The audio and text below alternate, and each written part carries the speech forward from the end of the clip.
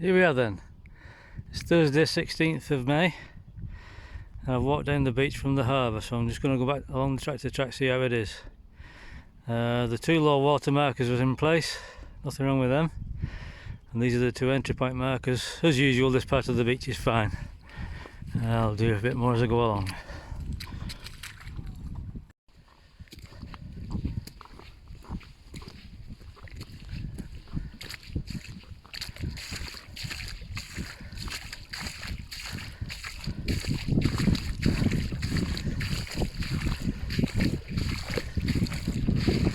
So at the turn point, after you've made the entry off the beach, as you can see, markers are still in place, all nice and firm underfoot, a little bit wet. We are on a beach after all. Turning towards the next set of markers, some metallic object on the floor here. Looks like an old stool. I'll shift that. Then the run looks clear through to the next couple of sets. Back in a minute. Okay, so next set of markers, the left hand markers are in place, following the track around that way, but as you can see the right hand markers have gone. Whether they were ever there, I don't know. If you stick to the left hand markers or the right hand markers, if you're coming down this way up the beach, should be fine. Still nice and solid underfoot, not many mussels about, loads of shells. Okay, so next set of markers, and as you can see there's still quite a bit of standing water in these pools. We're about 10 minutes from low tide now, so it's not going to run away much more than this. But again, underfoot everything is nice and solid, no problems. The next section seems to have quite a bit of sand on it. The next set of markers, we can see the little flagstones here. A little bit of sand on top, but not a lot. Your footing's quite sound and solid, no soft bits. I've been off either side, I can't find anything squishy, apart from over on the right hand side over there. I wouldn't like over there. But all this section of the track seems quite flat and smooth and not too many surprises. So again, we're carrying along. That's the next marker there. The left hand marker seems to be missing, which will be the right hand marker if you're launching. As I said, there's quite a bit of sand on this stretch of the track. It's quite lumpy bumpy in parts, but it's just sand, and it's not soft sand, it's only surface sand over the stones, so all's good here. See the next set of marker pipes coming up there, and they're fine. Again, another big pool of standing water, probably about 5-6 inch deep at deepest, but no problems. Okay, so the section I've just come over now, just looking back towards the launch bay.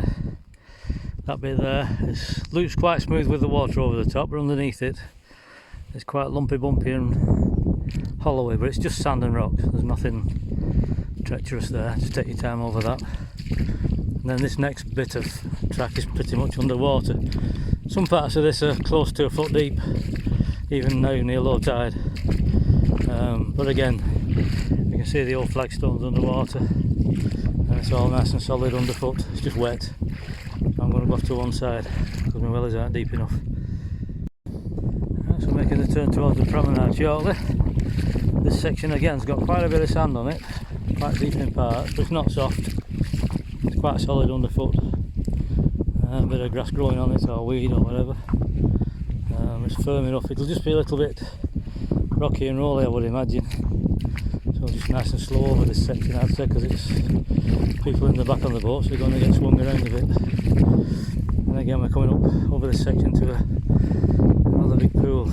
Don't forget, this is going back from recovery to the beach, so if you watch this video backwards, you'll know what you're doing. And again, this pool here goes to the next marker. The left hand marker is missing, the right hand marker is still quite prominent. You see from quite a way away. Again, this pool's quite deep, to a foot in parts, just about managing with my wellies. I'll go off to one side of it. But as you can see, after this, back on terra firma, it looks a little bit smooth, this next section, so it's good. Okay, so this part of the track's all stone. Looks relatively smooth. I would imagine there'll be a few lumps and hollows in the tractor for the guys on the boat at the back. But this bit's quite steady away, there's no no surprises, and the tracks are quite clear and visible down to the next set of markers. Okay, so we've got a nice wide access point here, both markers are in place. Still over flat stone, or flattish stone, still not a racetrack, don't forget.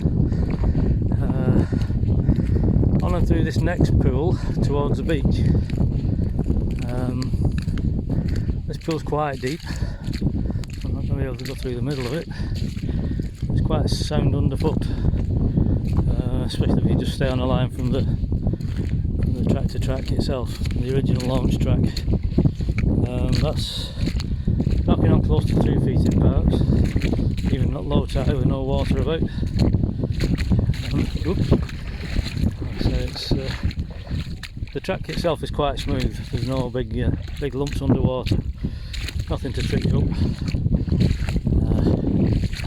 And then we come back into the start of the track, which is somewhat interesting in parts. It always has been. Centre section's a bit raised, but not as raised as it has been in the past. Mostly stone. And again, you can see the start point with the tracks either side. Back to this launch, this guide point here, there's only one guide post in. The right hand guide post missing, or the left hand one as you're launching out. So you stay to the left of that post as you're coming out to put you onto the track. It's this bit of beach that's getting a little bit wacky. Extremely rough stone underfoot. I suppose the temptation will be to come through that pool where it's a little bit smoother and onto these stones. And again, it's maybe best if you just stay to the stony side of this pool. These are the markers coming off the beach, which are still quite visible and easy to see. And back over stone again.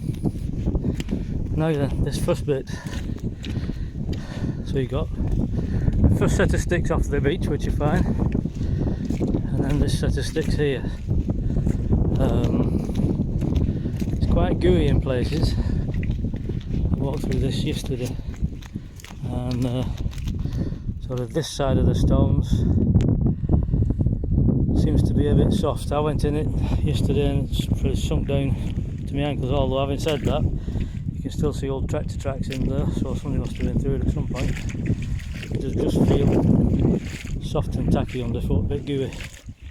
So maybe stay to the right through this second set of pogos,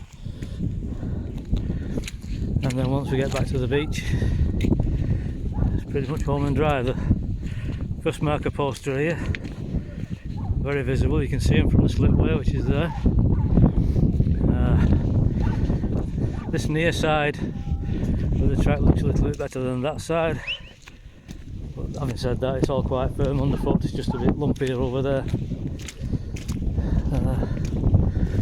And back onto the beach. I haven't found any flue holes on the beach, there's nothing to get you glued down before you get onto the stones. Just a regular run down the beach and onto there. These stones in front of the beach are becoming a bit more prominent, so again, approaching from the left or going down to the right as you're launching. Other than that, no surprises.